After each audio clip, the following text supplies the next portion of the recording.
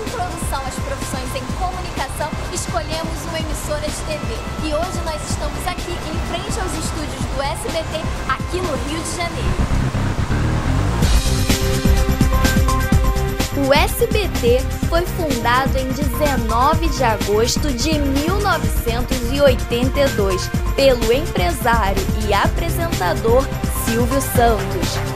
Foi a primeira emissora do mundo a transmitir sua inauguração ao vivo. Possui o segundo maior complexo televisivo da América Latina. Entre programas de sucesso, 3 se destacam. O Troféu Imprensa, que é o maior e mais antigo prêmio dedicado a consagrar os destaques da televisão brasileira e da música. O Teleton, onde o SBT, desde 1998, cede cerca de 27 horas da sua programação em prol da Associação de Assistência à Criança Deficiente, a AACD. E o programa Silvio Santos, que entrou para o Guinness Book de 93 por ser um dos programas mais duradouros da TV, com mais de 30 anos. O SBT atinge 191 milhões de telespectadores e 58 milhões de likes. Assista agora nossa entrevista com a apresentadora Isabelle Benito. Isabelle, conta um pouquinho pra gente da sua história. Como é que você chegou até aqui? Vixe, é longa a história. Tem muita câmera aí? Tem muito rolo aí pra gente contar? Bom, eu comecei, na verdade, no interior de São Paulo. Muita gente acha que eu sou carioca. Eu tenho a alma carioca, mas eu sou do interior de São Paulo. Eu falava porta, porteira, porquê.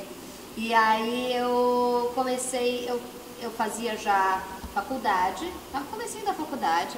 Aí eu fiz estágio na Rádio Cultura da minha cidade, fazia um programa de rádio para mulher.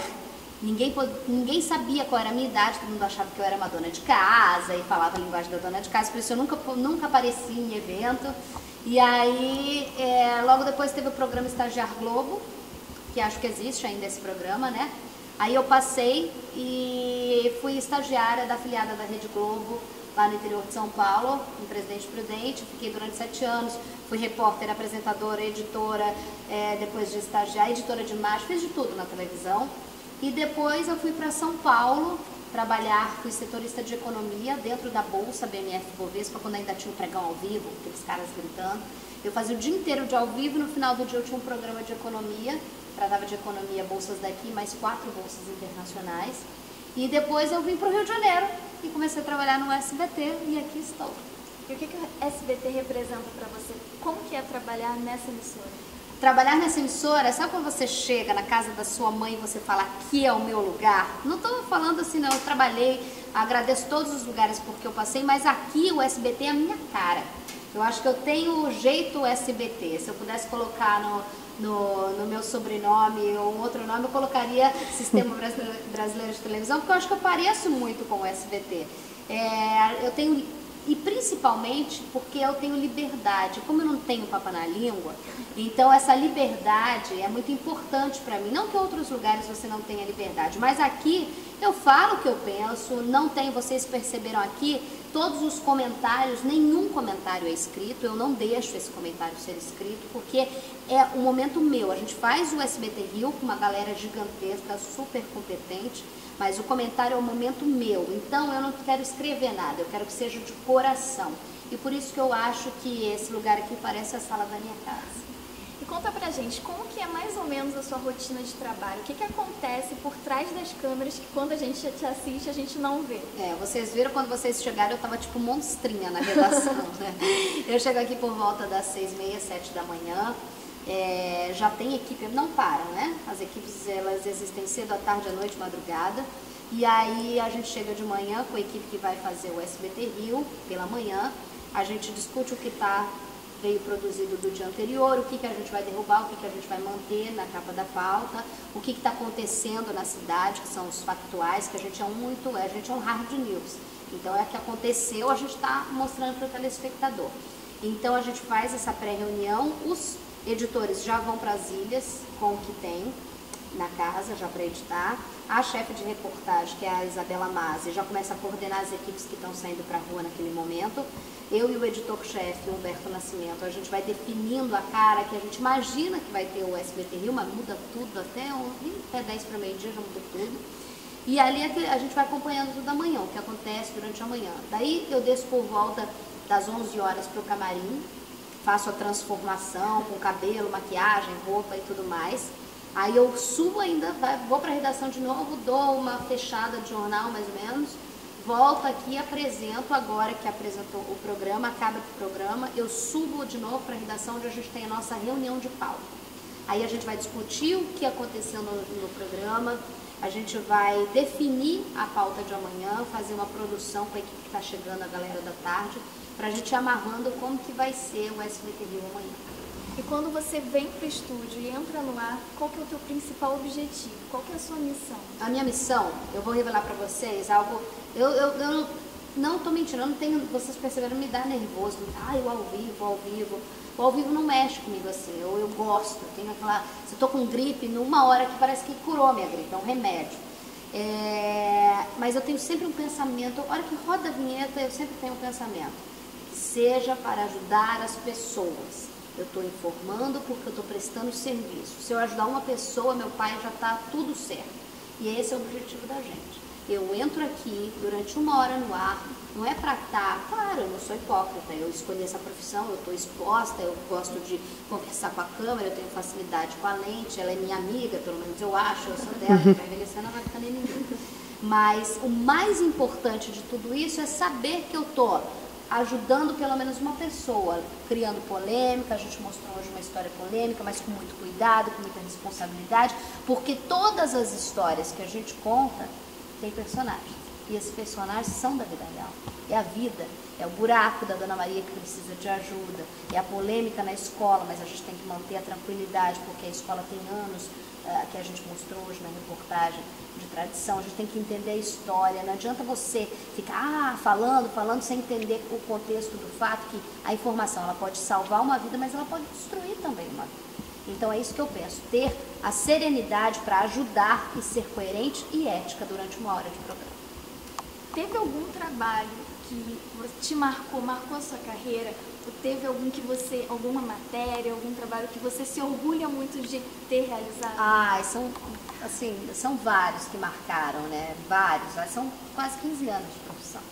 Então, eu sempre digo, eu sou repórter, porque eu sei, está na minha alma, eu amo a reportagem. Eu poderia estar citando aqui para vocês a emoção de subir no braço do Cristo, que foi uma emoção maravilhosa. Quem quiser ir, vai no YouTube e coloca que vai ver a reportagem, que eu não sei descrever para vocês. A hora que eu saí daqui pensando, não vou me envolver, danos. E fazer várias reportagens bacanas, poderia citar várias aqui. Mas uma que mais me marcou, infelizmente é a mais triste, e eu vou te explicar por quê. A cobertura da Serra, da tragédia da Serra, para quem participou dessa cobertura, é impossível citar outra coisa mais marcante. Porque a minha equipe saiu daqui com a missão de helicóptero de chegar nos locais onde nem bombeiro, nem ajuda, nem salvamento, nada tinha chegado aí. Então, o que as lentes registraram, que os meus olhos viram e da minha equipe, é algo, tem hora que eu nem gosto de parar para pensar, porque é muito, muito surreal tudo que a gente viu ao vivo. E por que que é importante? É importante a gente estar lá, por mais que seja triste, para mostrar para a população que tudo com investimento, planejamento e prevenção, nem toda tragédia natural, ela acontece e não poderia ser evitada, ela poderia ser evitada.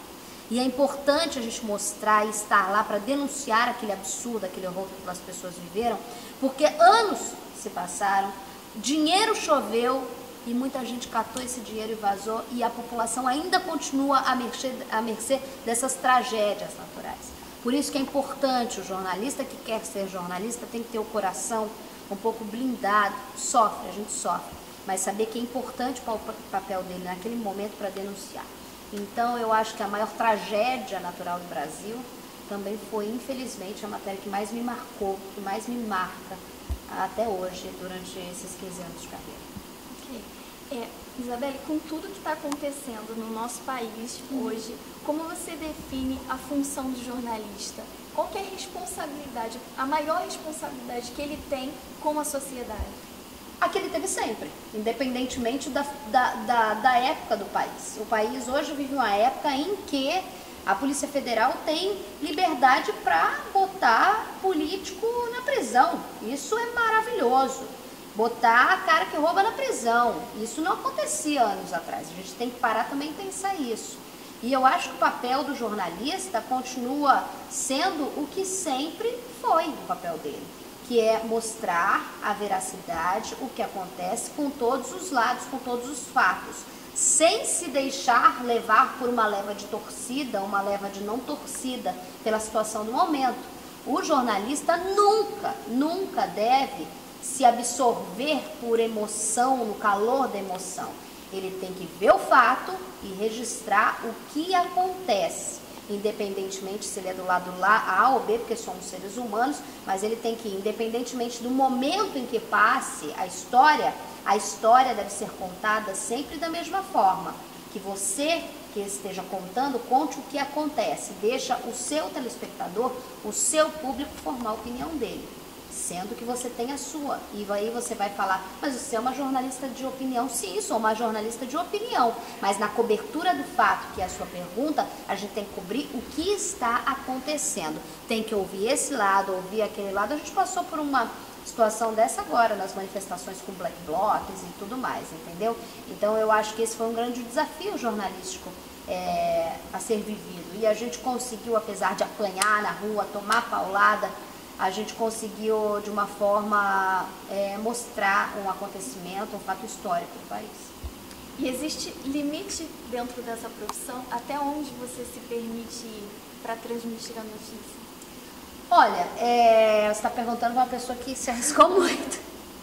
Mas existe um limite, claro. O Até limite, onde você vai? Eu não sei te dizer, porque no calor do momento, tem hora que eu paro para assistir arquivo de reportagem minha, eu falo, o quê? O que você foi fazer ali? Mas no momento em que tá, se você me perguntasse se você não tivesse com o microfone, que eu saía correndo. Mas como jornalista, a busca pelo fato, a gente tem que sempre, para quem faz esse tipo de reportagem, nem todo mundo, se você tá aí e falar, eu não subiria, eu não iria na comunidade para ver, me arriscar. Tudo bem, é uma escolha sua. Tem um colega meu que faz isso, que não vai, mas nem por isso é menos jornalista. Mas quem faz tem que saber pensar o seguinte, o furo na cara não vale o furo da reportagem. Então tem que ter um limite, tem que ter a questão da segurança. E aí é a avaliação do profissional. Eu sempre me arrisquei muito pela informação, porque eu não era mãe.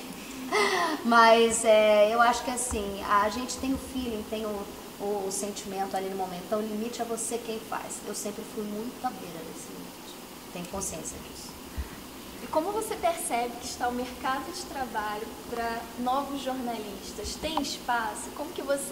Qual dica você dá para alcançar destaque diante de tantos profissionais? Eu sou muito otimista, mas a gente vive uma situação atípica em que muita gente fala, estão demitindo as redações. Isso acontece mesmo, é um fato, mas eu acho que a gente está passando por uma transformação jornalística. Quando eu comecei, a gente tinha para trabalhar rádio, impresso e TV. Vocês vão cair no mercado de várias plataformas. Então eu acho que a gente está passando por um momento de transformação. E como todo momento de transformação, a gente ainda demora a entender o que está acontecendo. Então eu acho que o jornalismo de mídia, de internet, de rede social, ele não veio para matar a TV ou qualquer outro tipo de meio. Assim como a TV não matou o rádio. A gente veio para fazer uma adaptação e o jornalista que sobreviver a essas mudanças vai ter mercado. E para vocês que estão começando agora, vai ter mercado sim. Só tem que botar na cabeça. Eu tenho que ter caráter, eu tenho que ter sobriedade em cima do fato, tenho que ter cara de pau, tenho que ser persistente. Porque é uma profissão que exige de você paixão, exige de você dedicação, assim como tantas outras, mas só quem é jornalista sabe do que eu estou falando. Você tem que se empenhar, você trabalha sábado, domingo, feriado, na sua vida você vai ter ou Natal ou Ano Novo, os dois não dá pra ter não, meu amigo. E se você mora no Rio de Janeiro, Carnaval esquece, é só trabalhando.